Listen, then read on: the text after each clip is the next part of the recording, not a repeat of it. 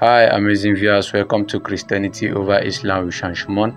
And on today's debate, Muslims shocked after Christian proof Jesus is God in the Quran and Bible.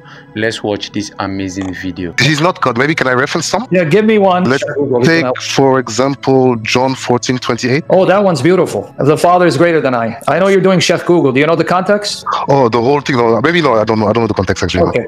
Now let's read John 14:28. You heard me say to you, I am going away and I will come to you. If you love me, you would have rejoiced because I'm going to the Father, for the Father is greater than I. Okay, so you're thinking that Jesus is saying he's not God because the Father is greater than him? Yes. Okay, well, you'd be wrong, and I'll explain why. I'm going to show you from the context why you're wrong. But you have to be honest with me and answer. Is your boss greater than you? I mean, from authority, I guess, yes. Yeah, you answered it. So you just realized someone can be greater than you, either in authority or in nature. Now, are you greater than your dog? Oh, in that sense, yes. Okay, so notice, your boss is greater than you in authority, but not in nature. Authority. But you're greater than your dog in nature. Now, the question is Jesus saying, my Father is greater than I in nature or in authority? You don't need to guess, because the chapter doesn't begin in John 14:28. Now, I'm going to show you what Jesus says. Now, isn't it true, according to Sunni Islam, you cannot give the names of Allah, the attributes of Allah, to a creature? That would be shirk. That's Islam. Because now we're going to go John 14:6. Now, let's read context. Jesus said to him, I am the way and the truth, al-haq, and the life, al-hayat. According to the Old Testament and even the Quran, only God is the life and he alone is the truth. This is why you'll never find anywhere in your Quran where anyone besides Allah is said to be the truth or the life. So here Jesus said, I am the truth and the life. Now, can you show me anywhere in your Quran or in the Old Testament a prophet saying, I am the truth and the life? Probably could not. You can't, because no prophet says it. So number one, Jesus just claimed the very qualities, names of God. I am the truth and the life. He didn't say, I will reveal the truth. No, I am the truth.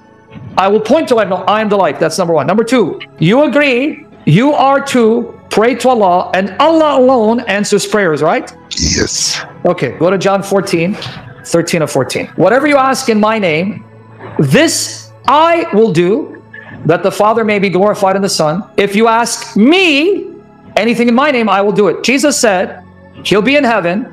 You will then pray to him in his authority, and he from heaven will answer your prayers.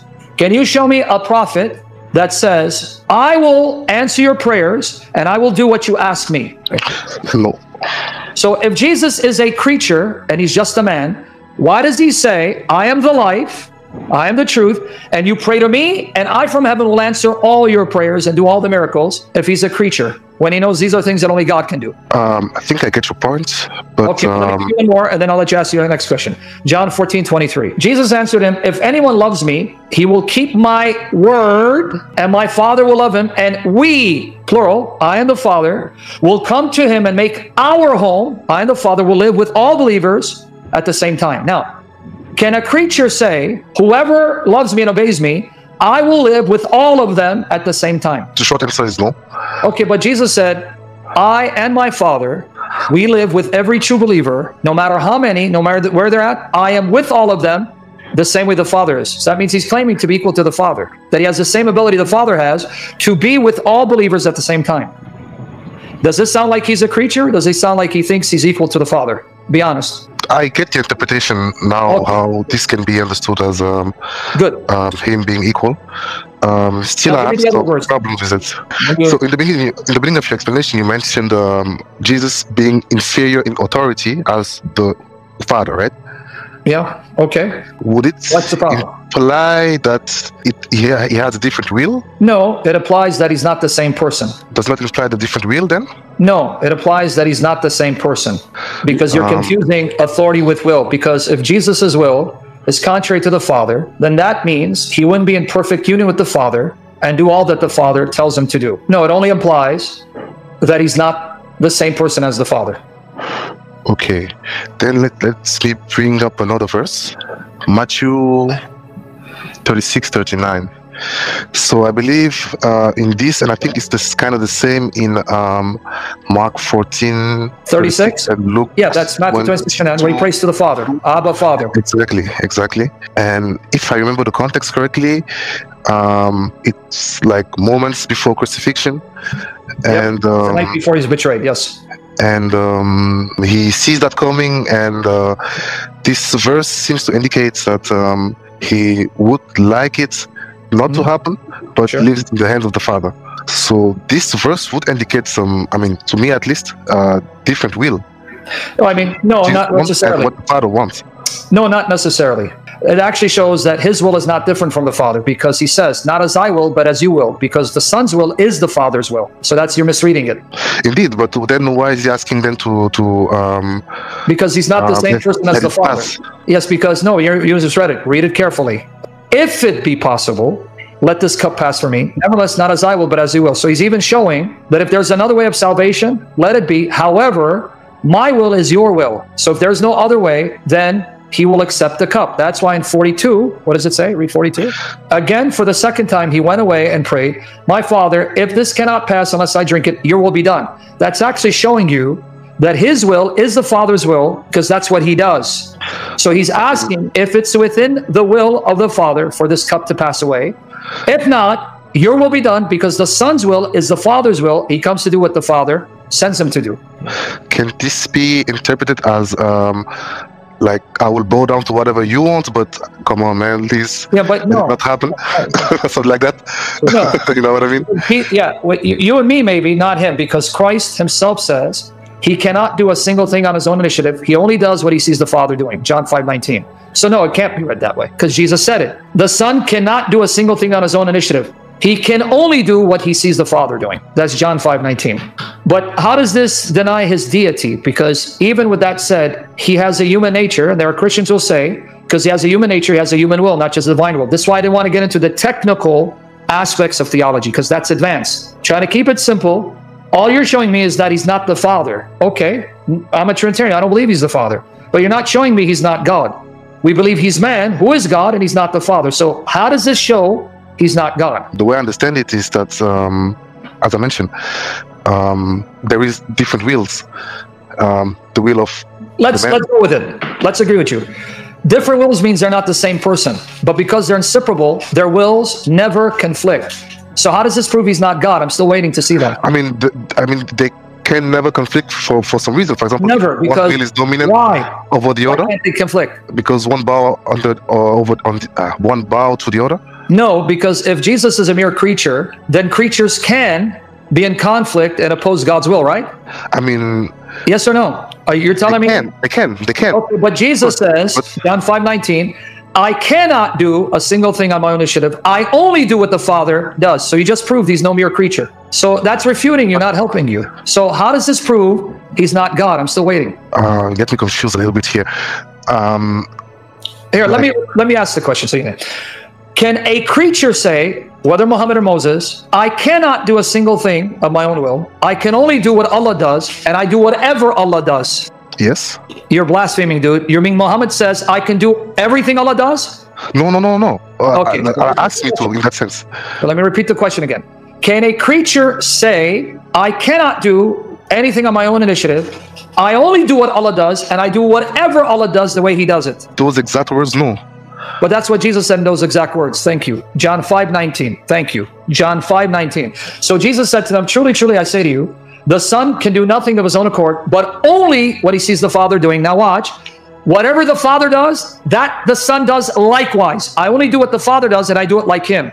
You just proved he's not a creature, mere creature. So what's your objection? I mean, okay, I understand the by the way, logic behind it. Do you want me to show you from this chapter that Jesus does the things that even the Quran says only Allah does? I'm not sure where you're getting that, but go ahead. Okay, open up John 5:19 to 31. Just find that. Watch here. So Jesus said to them, truly, truly, I say to you, the Son can do nothing of his own accord, but only what he sees the Father doing. For whatever the Father does, that the Son does likewise. Now watch. For the Father loves the Son and shows him all that he himself is doing. And greater works than these he will show him, so that you may marvel. So now watch. What the Father does is something only God can do, and Jesus does it too. Look, for as the Father raises the dead and gives them life, So also the Son gives life to whom he will. Can you show me any prophet saying, just like Allah gives life, I too give life to whomever I want? No. Nope. Okay, now let's continue. For the Father judges no one, but has given all judgment to the Son. Now watch here. That all may honor the Son, just as they honor the Father. Can a prophet say, you are to honor me the same way you honor Allah? No, right? You're nodding your no, good. But Jesus said, the Father demands you, and all Muslims and all humans, to give the Son the same honor they give to the Father. And the Son will be Malik Yawmuddin. He's saying, I am the one who's going to judge on the day of judgment. According to the Quran, who comes to judge on the day of judgment? Allah, yeah. But Jesus says, I'm the one who's going to be judging. It's not the Father, it's me. The Father judges no one, but has given all judgment to the Son. So Jesus just claimed to be Malik Yawmuddin. I want to now show you what Jesus says, the Quran says, Allah does. Pay attention. Truly, truly, I say to you, an hour is coming. Remember that language. An hour is coming and is now here, when the dead will hear the voice of the Son of God. So you see, the dead are going to hear whose voice? Here written, the Son of God, yes. The voice of the Son of God, right? As written here, yes. And those who hear will live. So who's going to raise the dead? The Son of God. How? By his voice. Now watch, 28 and 29. Do not marvel at this, for an hour is coming when all who are in the tombs will hear his voice. Notice, those in the graves will hear his voice. Okay, whose voice are they going to hear? According to here, to what you highlighted here, the Son of God. And that, when are they going to hear it? At the hour, right? Yes, yes. And they will come out of the graves, right?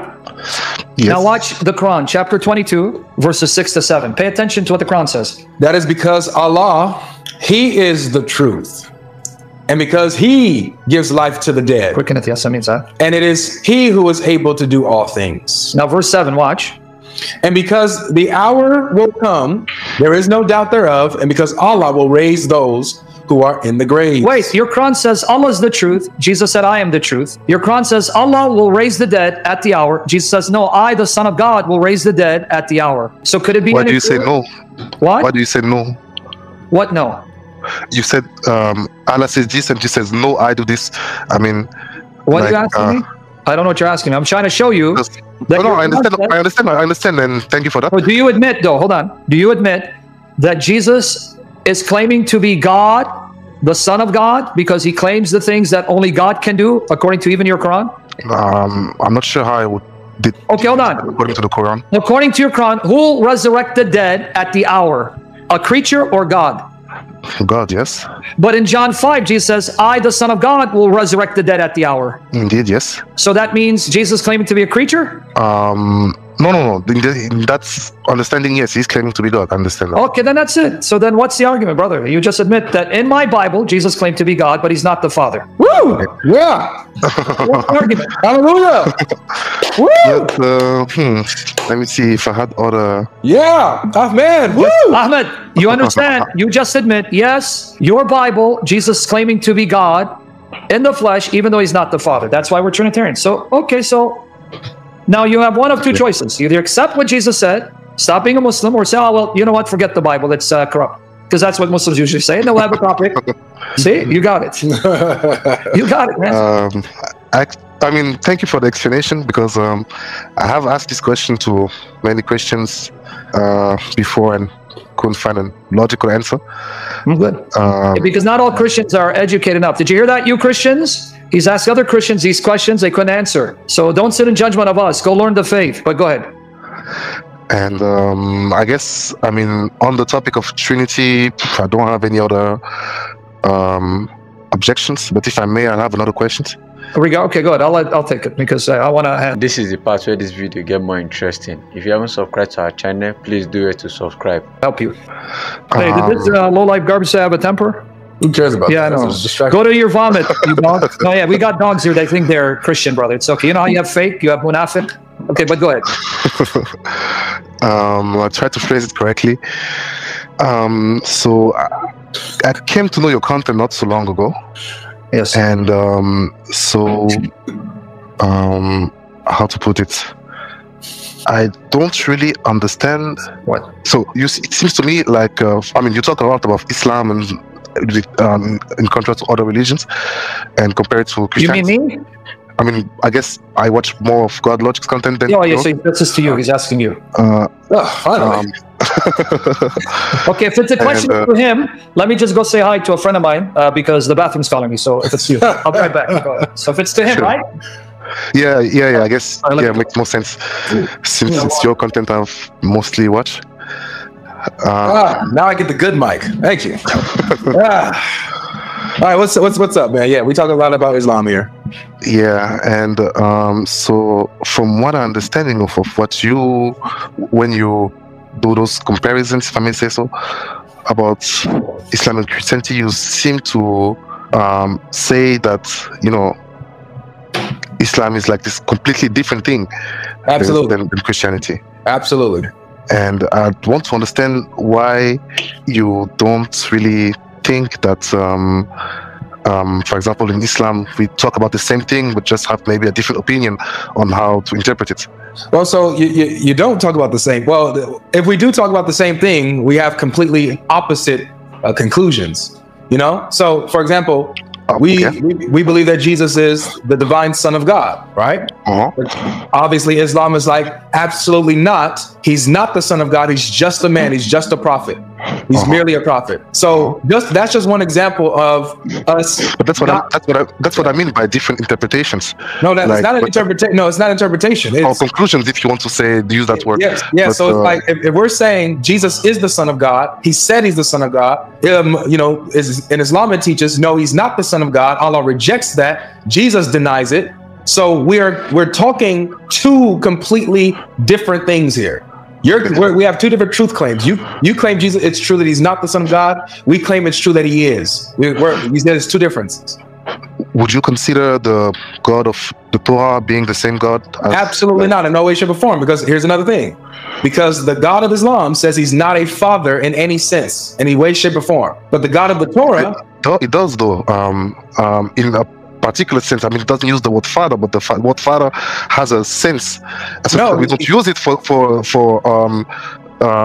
like some reasons. But, you believe it. You believe a meaning. You believe you can use it in some type of figurative or metaphorical sense, right? Yes. Yeah. So that absolutely goes against Islam in all ways. Chapter 19, verse 93 of the Quran. Chapter 19, verse 93 of the Quran. Allah says, "There is none in the heavens or the earth that can come to the most beneficent except as a slave." So you can't even come to Allah figuratively as a son. No. That's not what I meant by father. He cancels out any type of sense. I don't think so. Maybe I can elaborate on one sense that. So let's break this down. If he says that there's no one can come to Allah except as a slave. Yes. Then can you come to Allah as a son in a metaphorical sense when he just said you can only come to him as a slave? That's not what I'm talking about.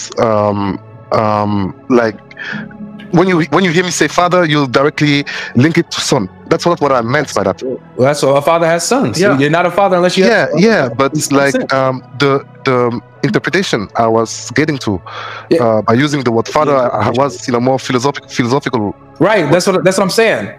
Allah rejects any sense that you can see him as a father. Because if he's a father in a philosophical sense, in a figurative sense, I agree. then you're a son. I agree in the sense that we don't use that word. Yes. No. No, because you're not understanding me.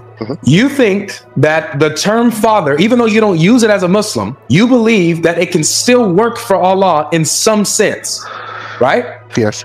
Okay, that's what we're addressing. You believe that it can work for Allah in some sense, even though you don't use it as Muslims. It doesn't go against Islam to call Allah father or see him as a father in some metaphorical, philosophical sense. Yes. That's what you're saying. Yes. And so what I'm saying is that the Quran emphatically rejects that in any sense, whether it's metaphorically philosophical, whether it's literal, whether it's figurative, whether it's spiritual. He rejects it all. Yeah. I think perhaps if you let me elaborate on the specific sense. Okay, I want to help him with one verse. Okay, chapter 5, verse 18 of the Quran. So you understand what he's saying?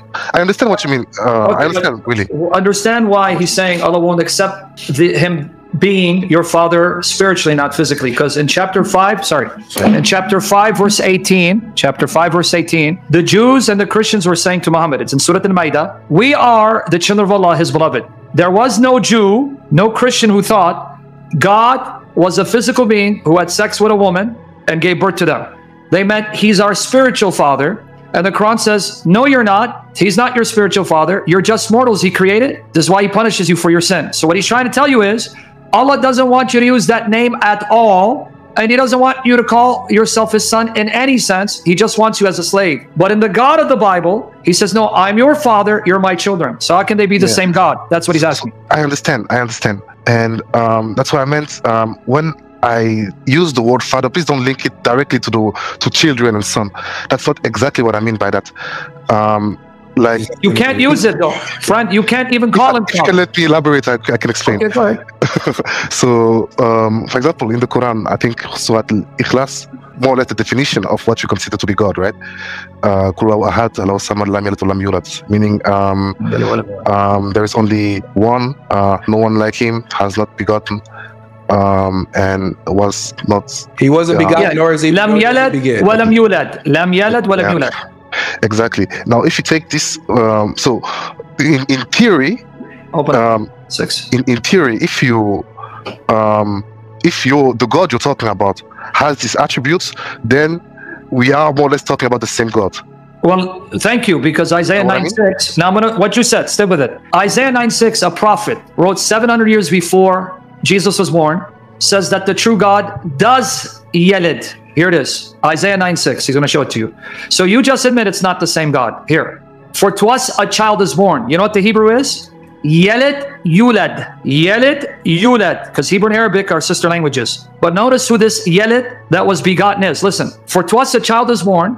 Yelid yulad. To us a son is given, and the government shall be upon his shoulder, and his name shall be called Wonderful Counselor, Mighty God, Allah al-Jabbar. The child born is Allah al-Jabbar. And this is Isaiah, a prophet who wrote 700 years before Christ. So Isaiah says his God does yelid and yulad, but you just admit that's a characteristic that proves that your God cannot be his God. And he came before Muhammad. He got it.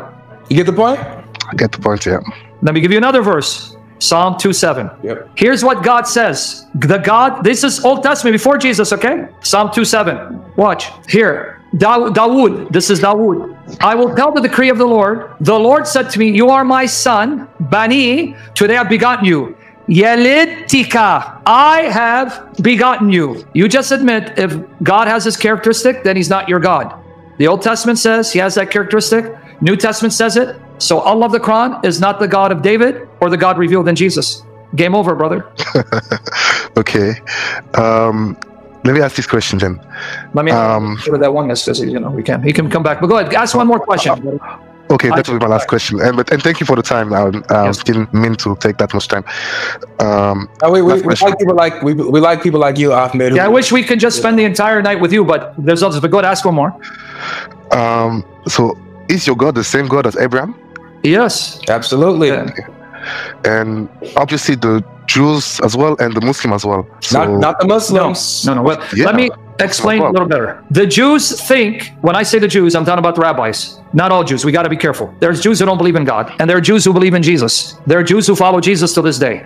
The rabbinic Jews, Orthodox Jews, think they're worshiping the God of the Old Testament.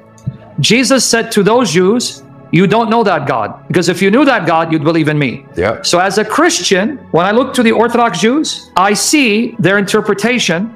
They've added to the Old Testament, so they don't have the God of the Old Testament. They made up a God, and they think that God is the God of the Old Testament. I didn't follow that completely, please. Okay. According to Jesus, I'll show you.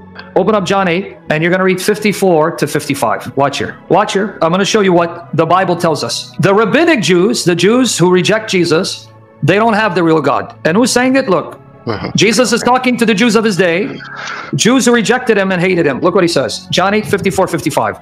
Jesus answered, if I glorify myself, my glory is nothing. It is my Father who glorifies me, of whom you say he's your God. But you have not known him. You don't know God. I know him. If I were to say that I do not know him, I would be a liar like you.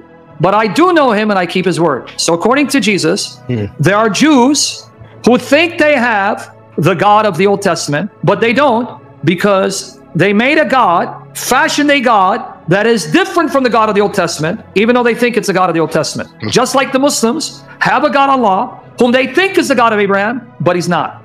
So as a Christian, Christian, that's what the Muslims say about the Christian as well. Exactly. But we came before you, and Jesus fulfilled the Old Testament. And the Jews can say the same as you.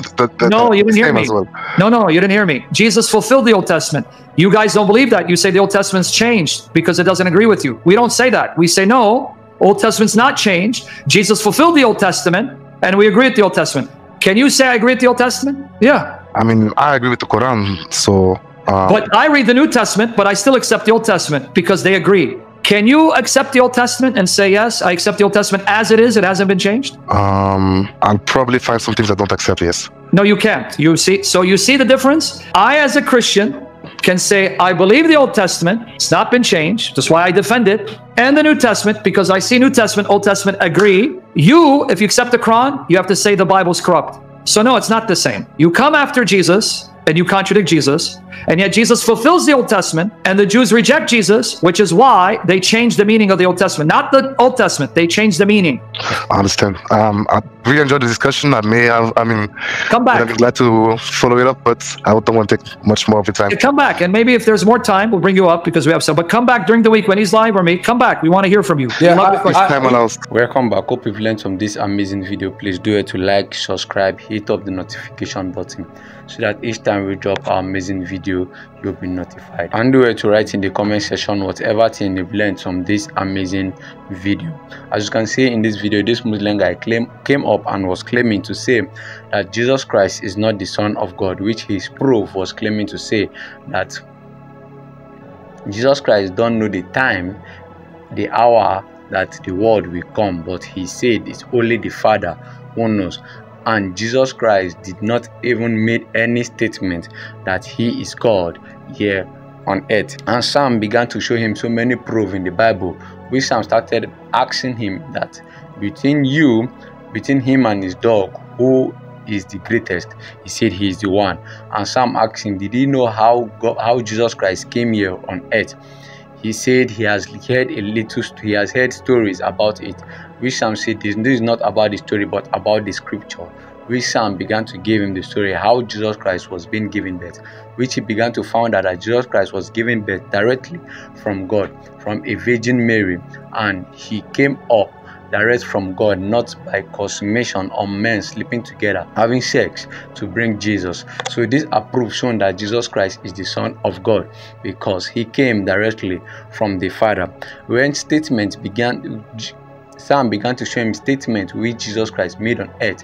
This approves showing that Jesus Christ is the Son of God. Now in the book of John, Jesus Christ made it clear. He said that I and my Father are one. So Sam showed him that he and his Father is one, and whatever thing he chooses here on earth, this is the same thing his father do want him to do. So whatever thing he do here on earth, that is the same thing his Father is telling him to do. So whatever thing he chooses here on earth, this is the same thing his Father is choosing here on earth. Sam went forward and showed him in the Bible when Jesus Christ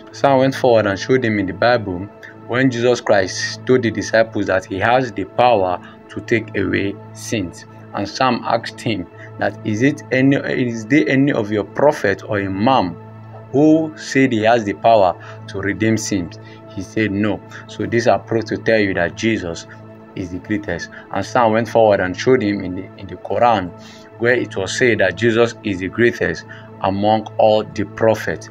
And Sam began to give him so many proof that is written in the Quran and the Hadith that Jesus is the greatest, where it was said that Jesus performed so many miracles that even any of the prophets had done. So at the end of this debate, you can see that this Muslim man now believes that Jesus is the Son of God from the Quran and from the Bible. Thanks for watching this amazing video. Please do it to like, subscribe, hit up the notification button so that each time we drop our amazing videos, you'll be notified.